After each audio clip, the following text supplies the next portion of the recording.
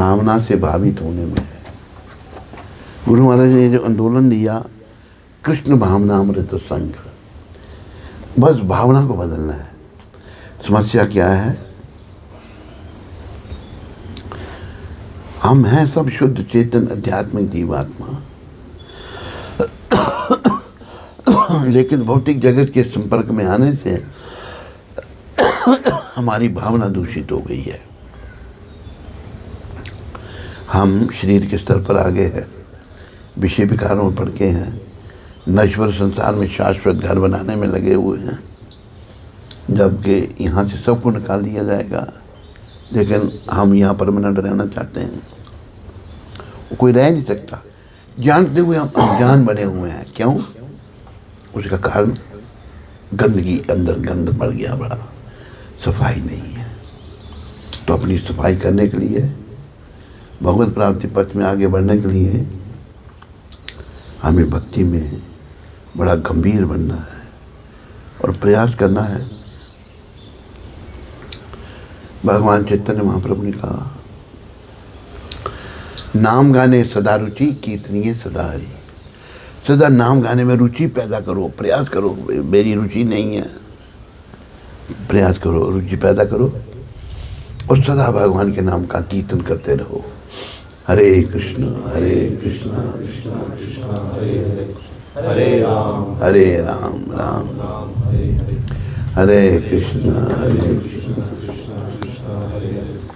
हरे राम राम हरे कृष्ण हरे राम हरे कृष्ण कृष्ण हरे राम राम राम। तो सदा नाम जपना है, जपाना है, इससे भगवान का स्मरण बना रहेगा। और देखो कि नाम की महिमा कई बार गा चुके हैं, जितनी गाएं उतनी कम है। नाम की महिमा अपार है। और ये नाम ऐसा है, अगर किसी का इसमें विश्वास भी नहीं है ना, भगवान के चरणों में उसका विश्वास नहीं है, अगर उससे भी नाम निकल जाता है तो तब उसका भी कल्याण होता है। तुलसीदास जी ने एक बड़ा अच्छा दोहा कहा, तुलसी जाके मुख से धोखे निकसे राम। तुलसी कहते हैं, तुलसीदास जी, जिनके मुंह से धोखे से भगवान का नाम निकल जाता है, ताके पग की पग तरी मोरो तन का चाम।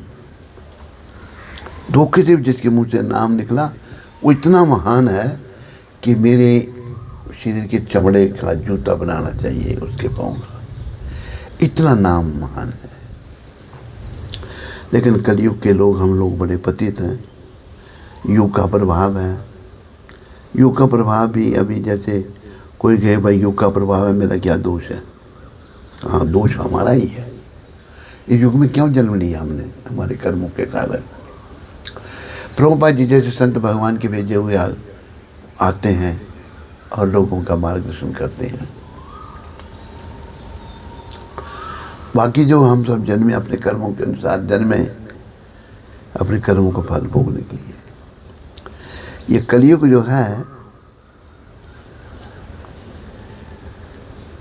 दिन प्रतिदिन इसमें बुराइयां बढ़ती जाएंगी। एक समय था कि जबकि गर्भपात करना एक हत्या करने का बराबर था, लेकिन एक महान प्रधानमंत्री आई, इंदिरा गांधी, जिसने इसको बोला, लीगल कर दिया, जो गर्भपात करे उसको पैसे दिए जाते हैं। 70 रुपये देकर गर्भपात करो। बड़ा महापाप, जीवों की हिंसा, किसी की पर मनुष्य शरीर जो है ये बड़ा दुर्लभ है, इसको मारना जो है जन्म लेने से पहले महापाप। लेकिन बुद्धि इन लोग नहीं समझते इन बातों को, फिर समय उनको समझाता है, या कि वो नहीं समझी, जब तक मरी नहीं तब तक नहीं समझी। मरी भी कहते, इंटरव्यू देने जा रही थी और वहीं मारने वाले ने 35 गोलियाँ मारी उसको कि बचे ना। ये सारा शरीर छलनी कर दिया, नीचे खून का ऐसे वो पूल बन गया। आज भी वो खून है वहाँ पर। तो ऐसी पाप आत्माएं आती हैं, उन्होंने खुद तो नरकों में नरक भोगना होता है, बाकी जीवों को भी दूषित कर देती हैं। इसलिए महाप्रभु कहते हैं साधु संग सर्वशास्त्र कहे, लव मात्र साधु संग सर्व सिद्धि हो। सारे शास्त्र कहते हैं साधुओं का संग करो, साधुओं का संग करो, साधुओं का संग करो। थोड़ा सा सब साधु संग करने से भी सारी सिद्धियां प्राप्त होंगी। सबसे बड़ी सिद्धि है कृष्ण प्रेम मिलेगा, कृष्ण के चरणों से हम लग जाएंगे, ये सबसे बड़ी सिद्धि है। जैसे वृंदावन की एक बात सुनाते हैं, उस यहाँ पर एक महात्मा के पास बड़े सुंदर विग्रह थे। कई जो पापी लोग हैं विग्रहों को भी बेचते थे। मोदी कहते हैं बहुत सारे विग्रह भारत से गए हुए, ओबामा था, बराक ओबामा, उसने वापस किए थे वो विग्रह भारत के एंशियंट पुराने। महात्मा के बाद चोर आ गए, सामान उठाने लगे और बोले ले जाओ जो लेना, कुछ नहीं कहा। असल में वो आए थे विग्रह उठाने के लिए। जब विग्रह पर हाथ लगाया तो बोला ये नहीं ले जाने दूंगा मैं। मेरे जीते जी तो उसको मार दिया बेचारे को, मर गया, प्राण हो गया धाम में। मरना कबूल किया उसने, लेकिन विग्रहों को नहीं ले जाने दिया। विग्रह भगवान का स्वरूप है, मूर्ति रूप में भगवान प्रकट होते हैं, क्योंकि हमारा हृदय शुद्ध नहीं, मन मलिन है, हम नहीं देख सकते इन दूषित आंखों से भगवान को। तो भगवान विग्रह रूप में आते हैं जिनके हम दर्शन कर सकते हैं। और कैसे विग्रह बातें करते हैं, एक छोटी सी कथा मैं आपको सुनाता हूँ। उड़ीसा से, कोई उड़ीसा का है यहाँ पर? नहीं, उड़िया बाबा कोई नहीं है। उड़ीसा से दो ब्राह्मण, एक नवयुवक एक वृद्ध, वो वृंदावन दर्शन करने पहले पैदल आना पड़ता था, चल पड़े। रास्ते में दोनों की भेंट हो गई आपस में। पूछा कहते मैं वृंदावन, कहते मैं वृंदावन। दोनों साथी बन के वृंदावन तक वो इकट्ठे आए। यहाँ मंदिर में गए, एक मंदिर में, गोपाल जी का मंदिर में, वृंद आदमी ने जब प्रणाम किया भगवान को, कहा प्रभु इस बालक ने मेरी बड़ी सेवा की है रास्ते में। वृद्ध बड़ा अमीर आदमी था और लेकिन भक्त भी था वो। तो मैं अपनी कन्या का विवाह इससे करूँगा। वो कहता है देखो महाराज, आप अमीर आदमी है, गरीब आदमी हूँ, मेरी कोई विवाह की इच्छा भी नहीं है, पर अब भगवान को साक्षी रख के ये वचन दे रहे हो सकता है इसको पूरा ना करें तो अपराध हो जाएगा। कि नहीं, मेरी कन्या मैं कर दूंगा। वही बात हुई, जब वापस आया पत्नी से बात की कि मेरे पूछे बिना कैसे मेरी बेटी का रिश्ता आपने कर दिया, और उस गरीब के घर में बेटी भेजेंगे हम। उसका लड़का वो भी कहता है पिताजी मेरी बहन का रिश्ता आपने ऐसे कैसे कर दिया। बूढ़ा बेचारा कुछ नहीं कर सकता था, चुप हो गया। उसको चिंता के भगवान को साक्षी रख के उस नवयुवक को, जो गरीब था पर भक्त था शुद्ध भगवान का, भगवान को साक्षी रख के वचन दिया है और पूरा नहीं कर पा रहा है वो। उसको पता तो उसका था, उसके बाद रिश्ता आ गया, उधर पूछना, दरवाजा खटखटाया, उसका लड़का आया।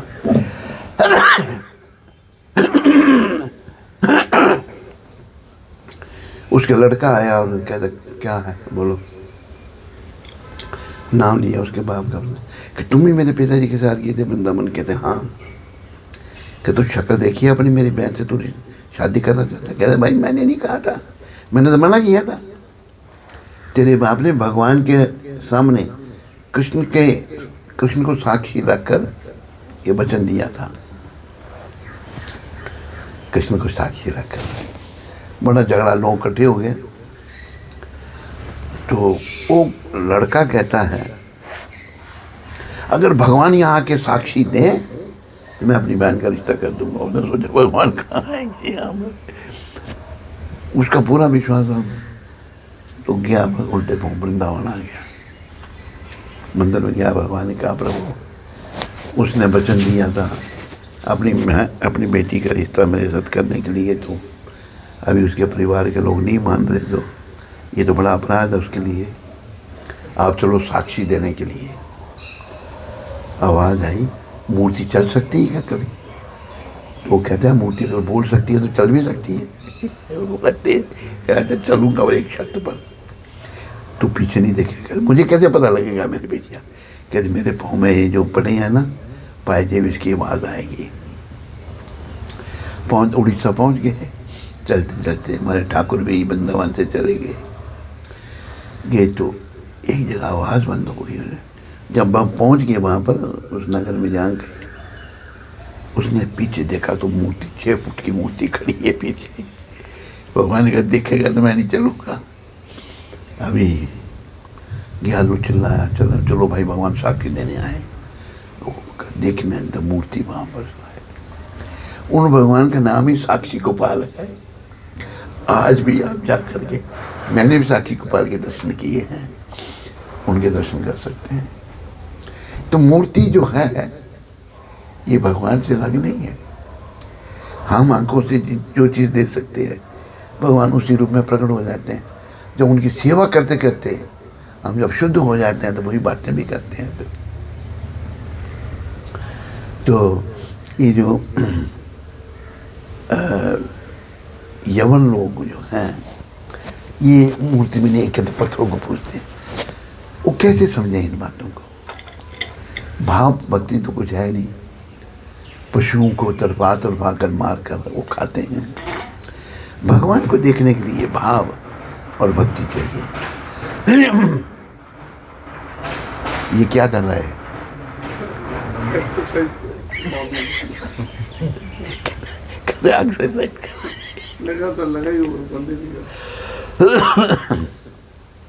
तो भगवान जो हैं भाव से मिलते हैं।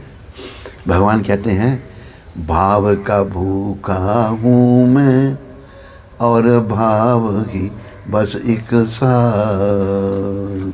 भाव का भूखा हूँ मैं और भाव की बस एक साल।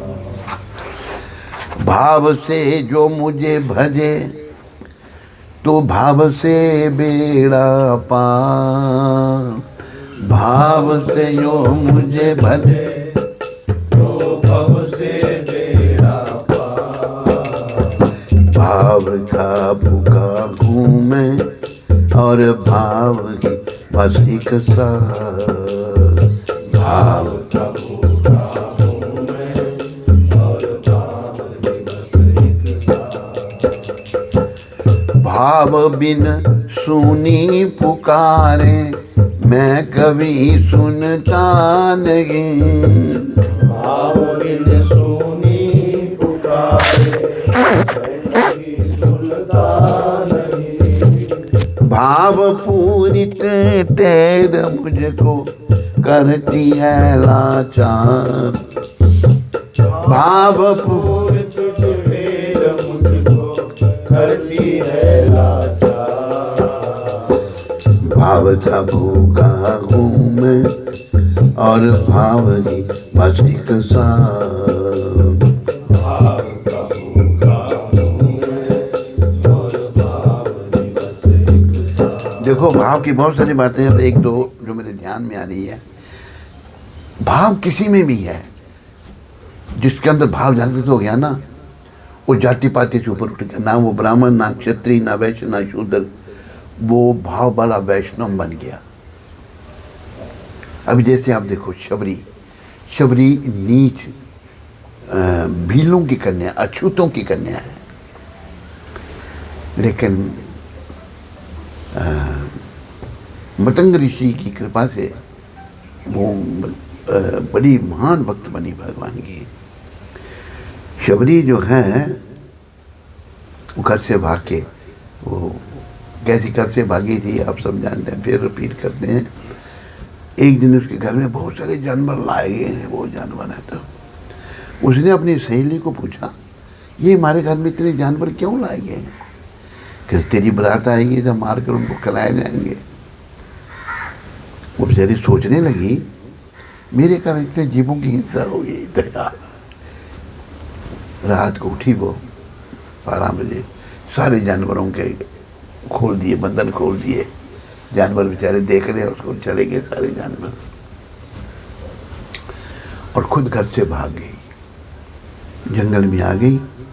उस जंगल में भी हमें जाने का मौका मिला। वो जंगल गुजरात में है। वहाँ पर शबरी के नाम से कुंभ लगा था, बहुत लोग आए थे। मुझे एक ने टिकट दी थी, मैं अमेरिका में था तब, वहाँ गए थे हम। तो वहाँ चली गई, ऋषि मुनियों को गए, मैंने मुझे दीक्षा दो। कौन हो तुम? मैं बेलों के जाए, हम शूद्रों को नहीं देते दीक्षा। देखो ये इस घटना से प्रभु भगवान ने बड़ा सिद्ध किया है। शबरी की घटना से सबने मना कर दिया। वो बेचारी क्या करे, वापस जाएगी तो बाप मार देगा।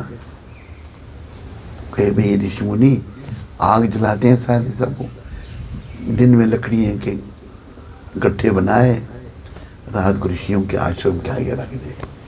उसी आश्रम, वहीं उसी जंगल में मतंग ऋषि भी रहते थे। पतंग ऋषि जब सुबह उठे तो देखें तो लकड़ियों का बोझ पड़ा हुआ।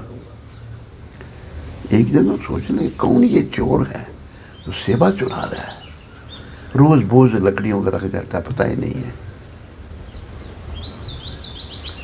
शिष्यों को कहा कहते गुरुदेव रात को कोई रख देता है, कोई पता नहीं, पता करो उस चोर का।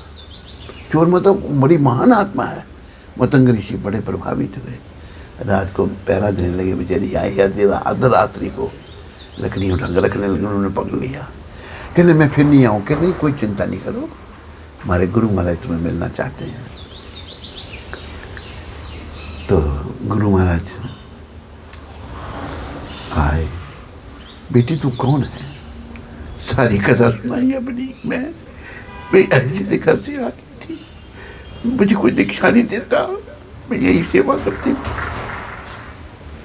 मैं जात की नीच हूँ। तब मतंग ऋषि ने कहा तू जात की नीच नहीं है, तू बहुत ऊंच जात की है, मैं तुम्हें दीक्षा देता हूँ। और तुम्हें ये भी कहता हूँ कि ये जितने ऋषि मुनि हैं इनके पास राम नहीं आएंगे, तेरे पास राम आएंगे, राम तेरे पास आएंगे। दंड करनी है, दंडक वन में। जब राम भगवान वनवास में थे तो उस वन में गए, ऋषि मुनि भी प्रतीक्षा कर रहे थे। इससे पहले एक घटना क्या घटी, पानी सबको चाहिए, वहाँ का सरोवर था, तो वो भी बेचारी पानी लेने जाती थी। तो एक ने उसको मारा ऋषियों ने, तो अछूत यहाँ कर जाती, सब अशुद्धि कर देती है। मारा जाओ तो खून उसका पानी में गिरा, पानी में कीड़े पड़ गए। अपराध से एक शुद्ध भक्त के चरणों में अपराध थे। जब कीड़े पड़ गए तो परेशान, अभी सब पानी के बिना दो कैसे रहे, पानी तो चाहिए चाहिए। राम भगवान उसी वन में गए, दंडक वन में। तो ऋषि मुनि सोचे राम जी को बोलेंगे, पूछेंगे। तो वो राम जी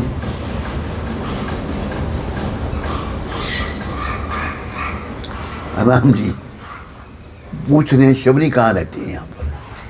किसी ऋषि मुनि का नाम नहीं ले रहे, जो बड़े बड़े ब्राह्मण तपस्वी। तो भगवान पूछते पूछते शबरी की कुटिया में आए तो शबरी ने हमको प्रणाम किया। और देखो भगवान कहते हैं माते हमें भूख लगी है, कुछ खाने के लिए दो। देखो चलो कि नाथ को भूख लगी है, भक्तों से वो मांगते हैं, उनको भक्तों से ही अच्छा लगता है। अब शबरी सोची क्या दूं खाने के लिए, तो बेर थे, जंगल में बेर होते हैं बड़े, बेर उसने रखे थे। और कोई कोई बेर खट्टा भी होता है, कई मीठे भी होते हैं। उसने सोचा कि खट्टा बेर मेरे भगवान को न चला जाए। उसने क्या किया, बेर लिया, चखा, अगर मीठा तो भगवान को दिया।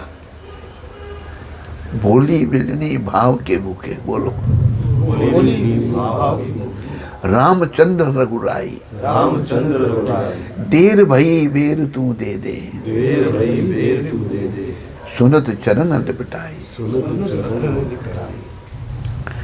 तो भगवान वो चक चक के बेरों को दे रही है। भगवान ने कुछ बेर जो है लक्ष्मण जी को भी दिए, लक्ष्मण जी ने फेंक दिए पीछे, उन्होंने नहीं खाए कि भगवान ये जूठा खा रहे हैं। तो देखो यहाँ भगवान त्रिलोकीनाथ राम कृष्ण एक ही हैं। कृष्ण भगवान ने गीता में कहा है धनुर्धारियों में राम हूं। तो अभी भगवान राम जो हैं वो त्रिलोकीनाथ है, लेकिन यहाँ पर भक्ति को कितना बढ़ावा देने हैं भगवान। कोई उसको इतना भी ज्ञान नहीं कि झूठा भगवान को नहीं देते, कोई चिंता नहीं, भाव है जब तक सब अच्छा है। और हमारी संप्रदाय में भी एक शूद्र वैष्णव हो गए, उनका नाम था झारू ठाकुर। उनको ठाकुर की उपाधि दी गई थी। वो वास्तव में परम वैष्णव थे। तो एक उनकी कथा में उड़ीसा को सुनाता हूँ, कितने महान थे।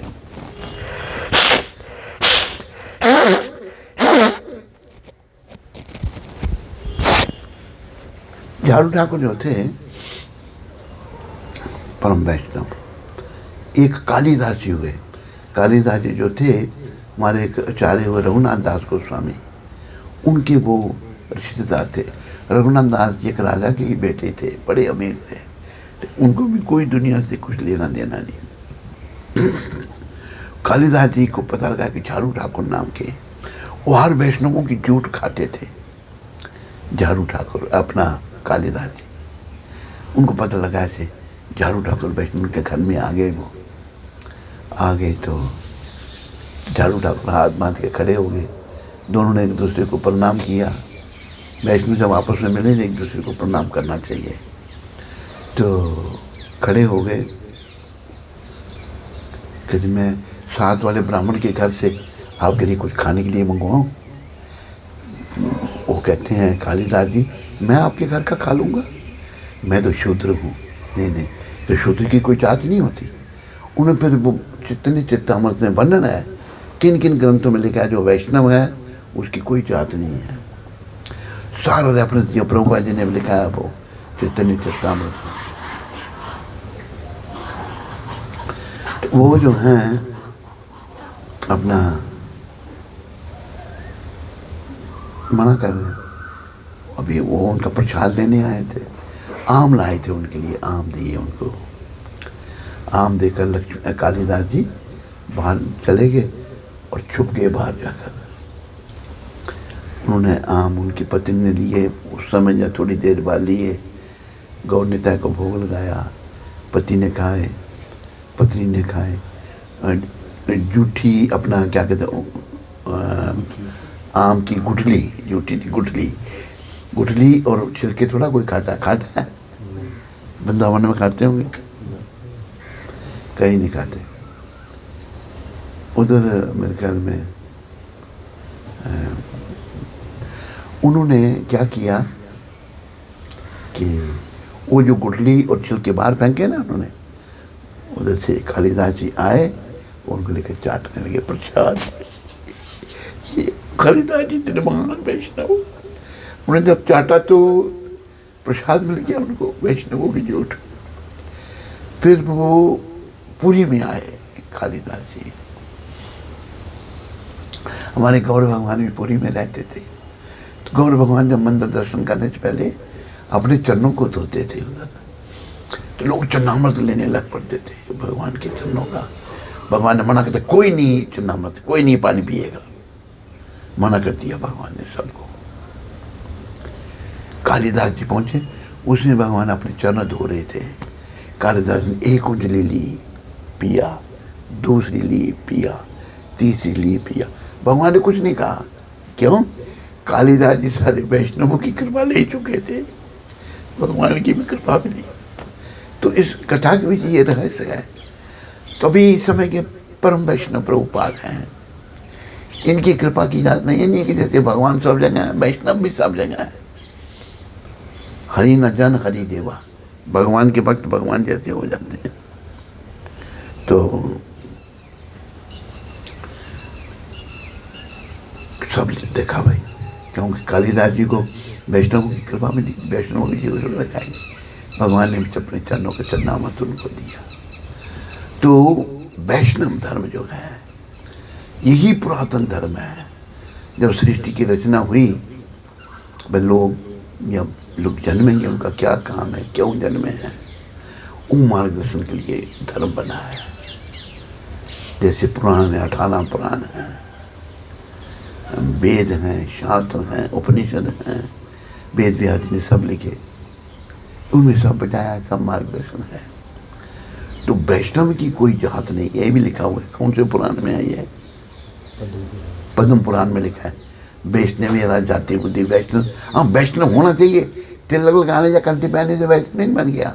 तिलक लगा लिया, कंठी पहन ली और लड़कियों के पीछे घूमते रहे, लड़कियों को फोन करते रहे, वो शूद्र से भी नीचे है। हाँ, जो हृदय झालू ठाकुर वैष्णव थे। देखो, वैष्णव होते वो वैष्णव नहीं माने, इतनी विनम्रता उनमें कि मैं तो शूद्र हूँ। तो हमें जब हृदय शुद्धि होगी और जब सच्चा वैष्णव की, चाहे वो ब्राह्मण है, क्षत्रिय है, वैश्य है, शूद्र है, शुद्धि होगी।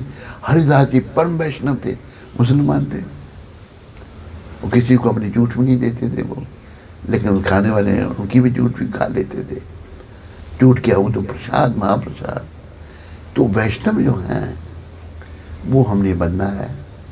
सभी को प्रभुपाद की कृपा से वैष्णव बन करके अपना जीवन सफल करना है। जीवन की सफलता वैष्णवता में है। जीवन की सफलता बड़े पैसे इकट्ठे करने में नहीं है, या बड़ा परिवार होने में नहीं है, या बड़ा पद होने में नहीं है। बड़ा पद था इंदिरा गांधी का, क्या मिला? गोलियां मिली आकर हमें 35। अगर कोई प्रधानमंत्री बन जाता है, क्या मिलेगा उसको? सब छोड़ना पड़ेगा, कर्म लेके जाएगा। वैष्णव बनता है तो धाम में जाएगा। तो ये वैष्णव धर्म बड़ा ही विलक्षण है। प्रभुपाद जी ने ये करके दिखा दिया, सारी दुनिया में वैष्णव धर्म का प्रचार कर दिया। अभी विकृति इसमें आ रही है। विकृति क्या आ रही है? लोग पैसे लेके काम कर रहे हैं, नाम के वैष्णव। तिलक लगा लिया, कंठी पहनी, वो वैष्णव थोड़े हैं, वो तो नौकरी कर रहे हैं वैष्णव। पैसे से पैसे लेकर घंटी बजाते हैं। तो ये चीज़ जो है ये अच्छी नहीं है। अगर वैष्णव खत्म हो गए तो दुनिया खत्म हो जाएगी। जो नहीं कर रहे हैं उनका दुर्भाग्य है। तो हमें अपने दुर्भाग्य को सौभाग्य में बदलना है, वैष्णव बनना है। जब तक हमारा जीवन है, सदा भगवान का नाम जपो, नाम का ने सदा रुचि, कीर्तनीय सदा हरि। वैष्णव प्रभुपाद जी का मार्गदर्शन लो, उनके द्वारा पुस्तकें पढ़ो, चैतन्य चरितामृत पढ़ो, चैतन्य भागवत पढ़ो। और देखो, एक और बड़ी त्रुटि आई है समाज में। कथावाचक जो हैं वो पैसे लेके कथा करते हैं। वो अपना क्या नाम, रंतिदेव, वो जो गौर कथा करते हैं वो पैसे लेते हैं या फ्री करते हैं? उनको फ़ोन करके पूछना, अपनी आपकी कथा करवानी है, कितना वो क्या उसका हिसाब किताब है। देखो, आज लोगों ने इसको बिजनेस बना लिया है। ये बिजनेस नहीं है। इसके हमारे आचार्यों ने बड़ी आलोचना की। प्रभुपाद जी ने कहा भगवान तो भाव और भक्ति से मिलेंगे। अगर हम लोग पैसे के पीछे पड़ गए तो फिर भगवान तो ना मिलेंगे। भगवान भाव और भक्ति से। और ये भी याद रखो, भाव हम सब के अंदर है। हमारे दुष्कर्मों के कारण वो ढक गया है। दुष्कर्मों को समाप्त करना है, नाम द्वारा नाम जप करके धीरे धीरे दुष्कर्म चले जाएंगे। जैसे नाम के प्रताप से अजामिल तर गया, गणिका भी तर गई, सुदामा भी तर गया। अजामिल तो भक्त में नहीं था, मुंह से नारायण नाम निकला उसका, वो तब बस उसको भगवत प्राप्ति हो गई, शुद्ध हो गया। तो भगवान का नाम जो है वो लेने से ही हमारे सारे दोष दूर होंगे। काम, क्रोध, मोह, लोभ, अहंकार, मद, मत्सर, ईर्ष्या, दंभ, कपट, ये सब नाम से दूर जाएंगे, नाम जपने से। तो नाम का अधिकार सभी को है। अब देखो हरिदास ठाकुर शुद्ध वैष्णव 22 घंटे नाम जपते थे हरिदास जी। विचार करो, 192 राउंड, 192 माला रोज, 3 लाख नाम। और जपते हुए कहते थे हरे कृष्णा कृष्णा कृष्णा हरे हरे, हरे राम राम राम। हम केवल जपते हैं ना, हरे कृष्ण कृष्ण कृष्ण हरे हरे राम, जपता जल्दी जपते हैं भाई, माला हो जाए। बड़े प्रेम से 22 घंटे जप करते थे। और उन्होंने तो नामाचार्य उनको भगवान ने बना दिया। नामाचार्य श्री हरिदास ठाकुर की जय। तो हम सब ने भगवत प्राप्ति करनी है, यही जीवन का उद्देश्य है। और दिन की शुरुआत मंगल आरती से होनी चाहिए, प्रभुपाद कृपा से हो रही है। अभी देखो जो हमारे मंदिरों में सब जगह पैसे लेकर पुजारी घंटी भी जाता है। मतलब प्रभुपाद कहते थे अफ्रीका के जंगलों में करोड़ों शब्द कहा है प्रभुपाद ने, लाखों नहीं, करोड़ों नहीं होंगे, लाखों होंगे, करोड़ों भी हो सकते हैं। हाथी जंगलों में, हाथी कितना खाता है? 2 मन। क्या कितना कहा? 2 मन नहीं, आपका हाथी 1 मन खाता होगा, बाकी हम हाथी 2 मन खाते हैं। आपने कौन सा हाथी रखा है, छोटा है या बड़ा है? आप ऐसे बात करनी तो पता है 1 मन खाता है, बहुत खाता है हाथी। तो प्रभुपाद कहते थे भगवान सब हाथियों का पालन कर रहे हैं, कोई भूखा नहीं रहता, सबको खाने के लिए मिलता है, तो हमको क्यों नहीं देंगे? दुर्भाग्य से हमारे कर्मों के कारण वो विश्वास खत्म हो रहा है, श्रद्धा नहीं है भगवान के चरणों में, श्रद्धा पैसे में चली गई। भगवान तो भाव और भक्ति से मिलते हैं ना। जैसे वो जो गरीब ब्राह्मण था उसका भाव था, उसके लिए भगवान चलकर यहाँ वृंदावन से वहाँ पहुँच गए, उड़ीसा में पहुँच के। आज भी जाओ तो साक्षी गोपाल का मंदिर है, फिर वहाँ पर जहाँ भगवान वहाँ रुके, वहीं मंदिर बना उनका, वहाँ के राजा ने तब मंदिर बना दिया। अब जाओ वहाँ देखो, भगवान के दर्शन करो। तो हमें जो है भाव अपना जागृत करना है। और प्राय लोग पैसे के चक्कर में पड़ते हैं, चाहिए होंगे उनको 10 रुपये तो करेंगे, काम करेंगे 10,000 का, 10,000 का तो क्या करना चला पैसा, उसमें चिंता, दिमाग उसमें घुसा रहता है पैसे में। साधु संत को मिला, टुकड़ा मिला, खा लिया, नहीं मिला तो भजन किया भगवान। और देखो जब कोई बड़ा भगवान का सच्चा भजन करता है ना, जैसे हमारे कौन से गोस्वामी थे, सनातन गोस्वामी नहीं, वो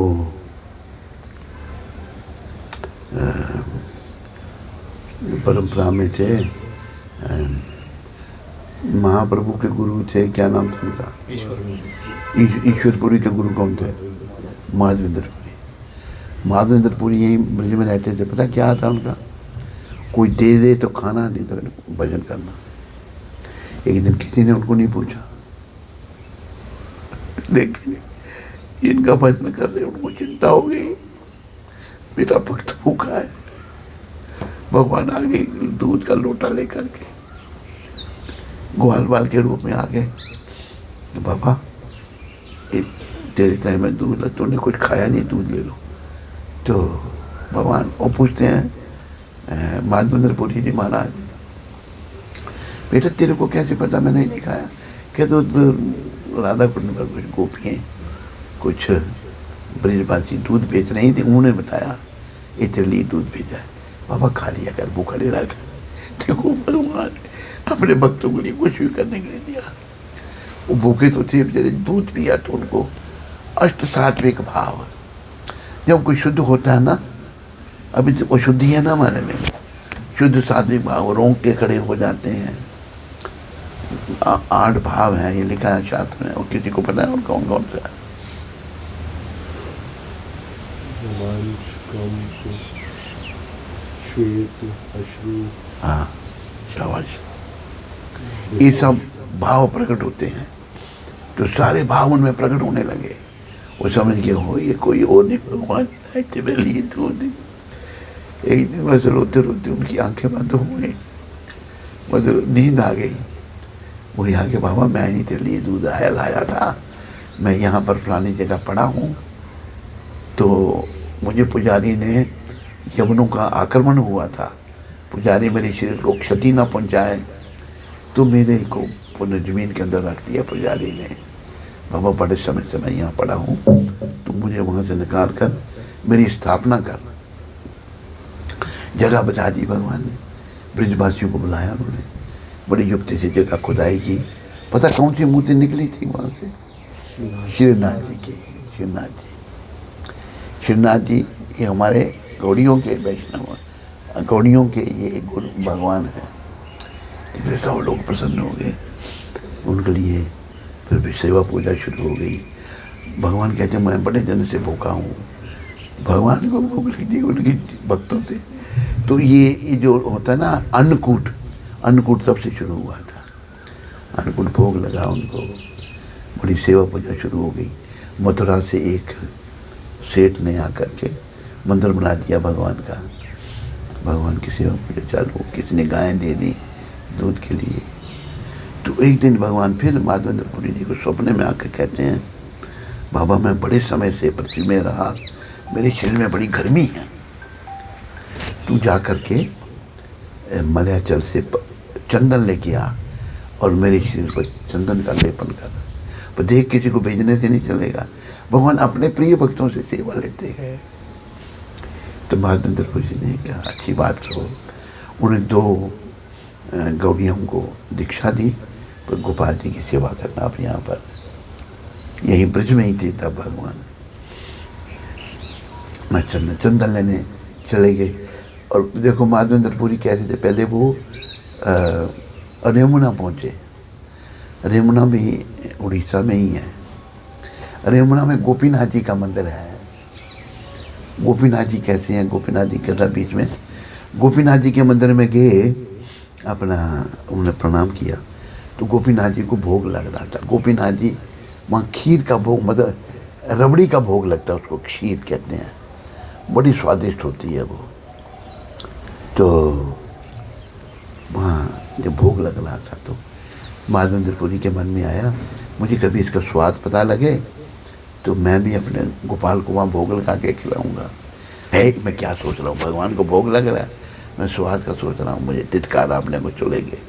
आज सारी रात जागूंगा मैं, रात को एक जगह बैठ के बेचारे कीर्तन करते रहे सारी रात। अभी जब पुजारी सोने लगा तो भगवान पुजारी कहते उठ। मैंने अपने पीताम्बर के पीछे एक खीर का कटोरा रखा है, मिट्टी के बर्तन में भोग लगता था भगवान को। वो जाके मेरा भक्त है माधवेंद्रपुरी फलानी जगह बैठ के मेरा भजन कर रहा है, उसको देखे आ। पुजारी सो रहा था, उठा देखा तो उठाया तो पीछे से एक 8-10 कटोरे लगते हैं भोग, एक भगवान ने चुरा लिया था अपने भक्त के लिए। तो वो लिया और पुजारी आया उधर, तो बोले आप माधवेंद्रपुरी, आपको आपका नाम, मेरा नाम कैसे पता? प्रणाम किया पुजारी ने, आप धन्य हैं, ये गोपीनाथ जी ने आपके लिए खीर चुराई है, तो ये आप ले लो। तो उन्होंने सोचा वो मेरे लिए आपने चोरी, फिर उनका नाम, भगवान का नाम अभी पढ़ा है, क्षीर चोर गोपीनाथ। मैंने भी क्षीर चोर गोपीनाथ का चमत्कार देखा। मेरा पेट बचपन से ही खराब रहता था और ये रबड़ी वगैरह तो पचती ही नहीं थी ना, और हैवी होती है बड़ी, होती है नहीं होती। तो मैं उधर गया, मैंने कहा, मैं गोपीनाथ जी को कहा, मैंने गोपीनाथ मैंने आपकी रबड़ी ये बहुत बढ़िया है, ये खानी है, मेरा पेट ना खराब हो। मैंने 2 के 3 खा लिए कटोरे, कुछ नहीं हुआ मेरे को। जब इतनी चीज़ नहीं खा सकते थे। तो मैंने श्री गोपीनाथ का चमत्कार देखा। तो अभी देखो गोपीनाथ की लीला, उनकी ख्याति जब भगवान ने खीर चुराई, वो पुरी में भी पहुंच गई। तो वहाँ और रातों रात ही चले गए पुरी। चंदन ने लोग इकट्ठे हो गए, भाई ये वही महात्मा जी निकली, खीर चुराई भगवान ने। राजा आ गया, ये तो क्या सेवा करूँ, कहते मुझे भगवान के लिए चंदन चाहिए। राजा ने खूब चंदन का बोझ उनको दे दिया, आदमी साथ में दे दिया, वो उठा के ले जाएगा, जहाँ तक आप ले जाना उसको ले जाओ। चंदन लेकर वापस वो आए रेमुना, रेमुना भी उड़ीसा में, वहाँ आए तो वहाँ रहे। तो गोपाल जी सपने में आके कहते हैं, बाबा अभी गोपीनाथ के शरीर में ही तू ये चंदन चढ़ा दे, जो गोपीनाथ है वही मैं हूँ, मुझे यहाँ प्राप्त हो जाएगा। गोपीनाथ जी के शरीर में चंदन लेपन किया गया। तब से चंदन यात्रा गर्मियों में आती है, भगवान को चंदन का लेपन 1 महीने के लिए किया जाता है, चंदन यात्रा कहते हैं उसको। तो विग्रह साक्षात है, भगवान ने बड़ी कृपा करके विग्रह का रूप धारण किया है, क्योंकि हमारी आंखें, इनमें गंदगी भरी हुई है, काम क्रोध मोह लोभ अहंकार से हमारी आंखें भरी हुई हैं, बुरे कर्मों से बुरी गंदी चीज़ें देखकर आंखें खराब हो गई हैं। इनको देखने, भगवान को देखने के लिए शुद्ध करनी पड़ेंगी। तो मूर्ति को बार बार देखने से आंखें धीरे धीरे शुद्ध होती जाएंगी और जीवन सफल होगा। तो सब सफलता की ओर आगे बढ़ो, और यही उद्देश्य है। और प्रभुपाद का सहारा लेके चलो, प्रभुपाद कृपा से किनारा जरूर मिलेगा। 10,000 साल तक ये मूवमेंट चलेगी, उसके बाद प्रभुपाद कहते हैं फिर से फॉल डाउन आना शुरू हो जाएगा। पर कलयुग के अंत तक जो है फिर बुरी हालत हो जाएगी। तो कलयुग के अंत में भगवान का कल की अवतार होगा और काटेंगे सबको भगवान फिर। तो मौका है बड़ा अच्छा, प्रभुपाद कृपा से हमें इसका लाभ लो। और ये जो शंकर भगवान है ये परम वैष्णव है, वैष्णवानाम यथा शंभु पुराना नाम इदम तथा। सारे वैष्णवों में सरताज शंकर भगवान है। हम वैष्णव बनने का प्रयास कर रहे हैं, शंकर भगवान परम वैष्णव है। वो श्लोक है, निमंगा नाम यथा गंगा देवा नाम अच्युतो यथा वैष्णवा नाम यथा शंभु पुराना नाम इदम तथा। सारी नदियों में गंगा बड़ी महान मानी गई है, और 33 करोड़ देवता में अच्युत भगवान श्री कृष्ण बने हैं। और अपना 18 पुराणों में भागवत महापुराण ये शंकर भगवान ने कहा, अपना भागवत में कहा है, ये वाणी है भगवान की। वैष्णवानाम यथा शंभु पुराना नाम इदम तथा। भागवत महापुराण को भी महाप्रभु ने कहा, वो सार है सारे ग्रंथों का। कहाँ हम कलयुग के लोग पढ़ सकते हैं, भागवत सब कुछ है। तो भागवत में ये भी है, भागवत में लिखा है, सुखदेव सिखाने परीक्षित जी को, कलो दोषे निधि राजन, हे राजन कलयुग दोषों का खजाना है। अस्ति ही एक महान गुना, लेकिन एक इसमें महान गुण भी है, क्या?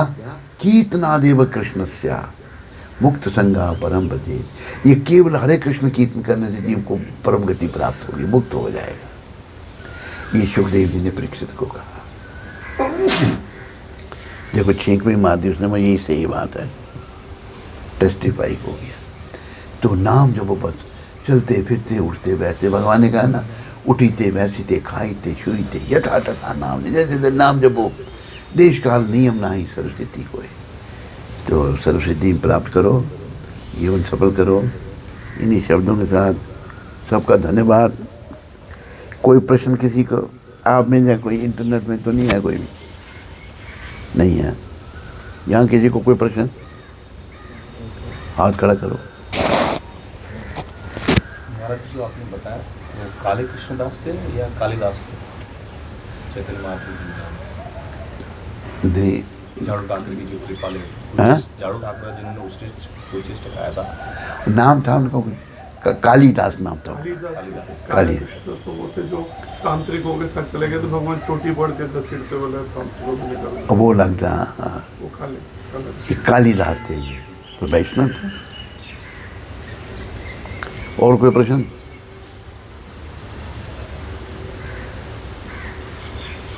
ये कहता मक्खी होना हो, और कोई प्रश्न तो ये कहते हैं मक्खी। ठीक है, धन्यवाद सबका। थोड़ा पानी दे दो मेरे को।